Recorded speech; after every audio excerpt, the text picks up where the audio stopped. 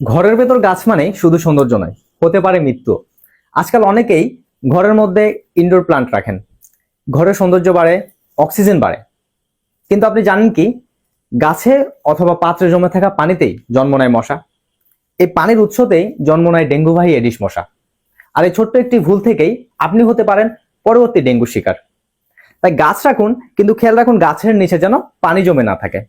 নিজে সুস্থ থাকুন এবং আপনার প্রিয় পরিবারকে সুস্থ রাখুন। আচ্ছা, ফ্রিতে আরেকটা টিপস দিয়ে দিই।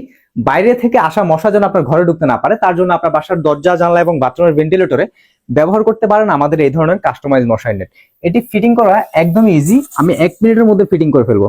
এটা ফিটিং করা যতটা ইজি, খোলা আরো বেশি ইজি। দেখেন, 1 মিনিটের মধ্যে ফিটিং করে ফেলতেছি। এটি যখন আপনি আপনার বাসার দরজা, জানলা এবং বাথরুমের ভেন্টিলেটর ব্যবহার করবেন, ঘরে একটি মশাও প্রবেশ করতে পারবে না, কিন্তু আলো বাতাস ঠিকই প্রবেশ করবে। নিজের জন্য, আপনার প্রিয় পরিবারের জন্য আপনার বাসার দরজা, জানলা এবং বাথরুমের ভেন্টিলেটর ব্যবহার করুন এই ধরনের কাস্টমাইজ মশারি নেট।